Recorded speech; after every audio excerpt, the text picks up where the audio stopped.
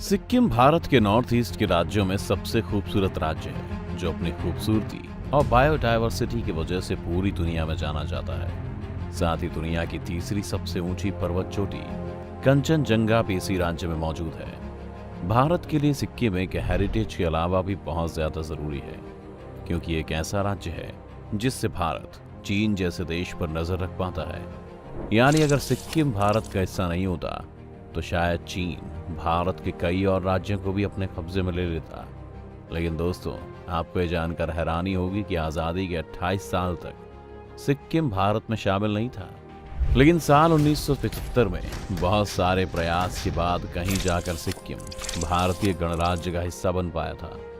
क्या था वो ऑपरेशन जिसे पूरा करने के लिए रॉ ने अपना सब कुछ दांव पर लगा दिया? आइए जानते हैं। ये बात आपको पता ही होगी कि आजादी के समय भारत में कई राज्य अलग अलग बिखरे हुए थे।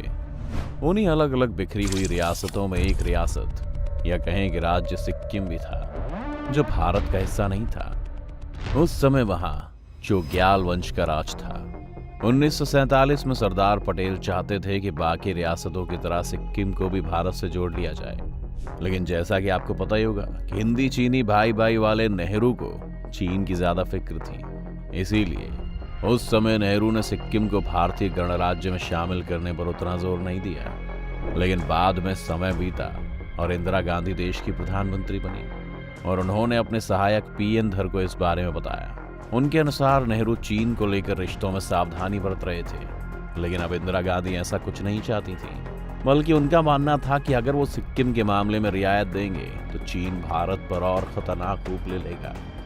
इसीलिए अब जरूरत थी कि सिक्किम का कुछ किया जाए। नेहरू के जमाने में 1950 में भारत और सिक्किम के बीच एक ट्रीटी साइन हुई, जिसके अनुसार सिक्किम भारत का प्रोटेक्टोरेट राज्य बन गया। जिसका मतलब ये था कि सिक्किम में राज तो वहां के राजा का ही होगा, लेकिन उसके डिफेंस और विदेश मामलों से जुड़े मुद्दे भारत सरकार देखेगी। साल 1964 तक ऐसा ही चला। फिर नेहरू की मौत के बाद सिक्किम के राजा पलडेन नामग्याल बदलाव की मांग करने लगे। उनका कहना था कि 1950 की ट्रीटी में बदलाव करते हुए सिक्किम को भूटान जैसा स्टेटस मिले, यानी एक अलग स्वतंत्र देश जैसा कि भूटान आज है। इसी वजह से वो इस ट्रीटी में बदलाव करने के लिए 1967 में भारत आए और उन्होंने प्रधानमंत्री इंदिरा गांधी से मुलाकात की। सब कुछ सही था, लेकिन आर्मी चीफ ने कहा कि आप सिक्किम के साथ जो भी कीजिए, मुझे वहां अपनी सेना को लेकर पूरी आज़ादी चाहिए। और अब ये होते होते साल 1970 का समय आ चुका था और सिक्किम में बदलाव की आग लग चुकी थी। लेकिन अगले ही साल सबका ध्यान गया 1971 की जंग पर। 71 का युद्ध निपटा तो इंदिरा ने इस तरफ ध्यान दिया और एंट्री हुई रॉ की। रॉ को इस काम के लिए तलब करते हुए इंदिरा ने रॉ के चीफ RN काओ से पूछा, क्या तुम सिक्किम का कुछ कर सकते हो? इंदिरा चाहती थी कि सिक्किम का भारत में पूरी तरह से विलय करा लिया जाए। इसके बाद सिक्किम को लेकर तब एक योजना तैयार की गई। PN बनर्जी तब रॉ में ज्वाइंट डायरेक्टर के पद पर तैनात थे। सिर्फ 4 दिनों में उन्होंने एक प्लान बनाया और RN काओ ने उस प्लान को इंदिरा के सामने पेश किया। इंदिरा ने प्लान पर मुहर लगा दी। बेसिकली प्लान ये था कि चोग्याल राजशाही जो सिक्किम को अलग देश के तौर पर चाह रहे थे, उनको धीरे धीरे कमजोर किया जाए और इसके लिए सिक्किम की लोकल राजनीतिक पार्टियों से मदद ली जाए। तब उस समय सिक्किम नेशनल कांग्रेस के लीडर हुआ करते थे काजी लैंडुप दोरजी, जिन्होंने पहले ही राजा के खिलाफ मुहिम छेड़ रखी थी। वहां जनता भी लोकतंत्री चाहती थी। सवाल ये था कि कैसे भी एक इलेक्शन कराया जाए जिसमें काजी की पार्टी की जीत हो।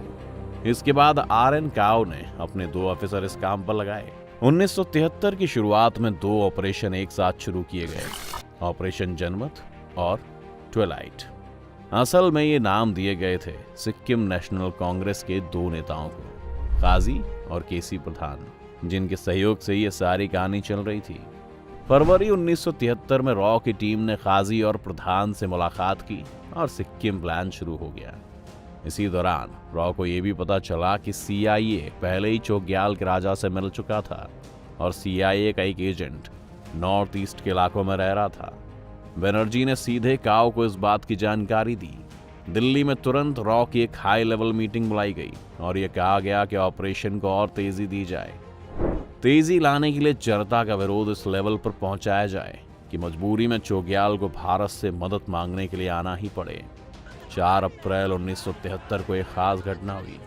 उस दिन चोग्याल राजा का 50वां बर्थडे था, इसलिए राजभवन में जश्न चल रहा था, लेकिन सड़कों पर राजशाही के खिलाफ विरोध प्रदर्शन चल रहा था। इस दौरान चोग्याल राजा के बेटे तेजिंग राजभवन के रूट पर जा रहे थे।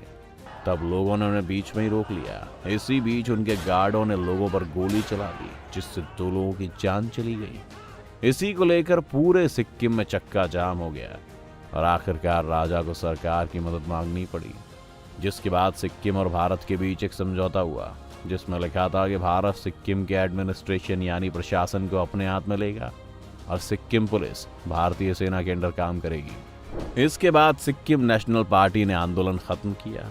8 मई को एक और समझौता हुआ, जिसके तहत चोग्याल राजा के पास सिर्फ राजभवन और वहां के गार्ड्स का नियंत्रण रह गया।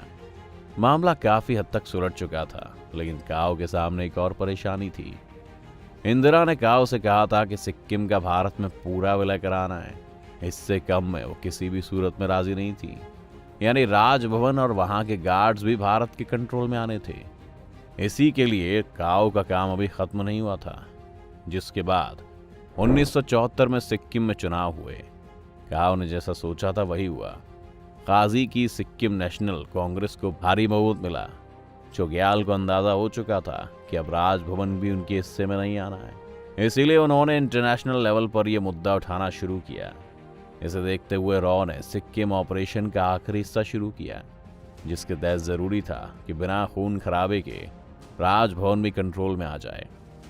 इस काम की शुरुआत विधानसभा से होनी थी, जहां काजी और उनकी पार्टी ने the government of Sikkim act 1974 सदन में पेश किया। एक्ट पारित हुआ और सिक्किम भारत का एसोसिएशन स्टेट बन गया। पूर्ण राज्य बनाने के लिए रेफरेंडम जरूरी था।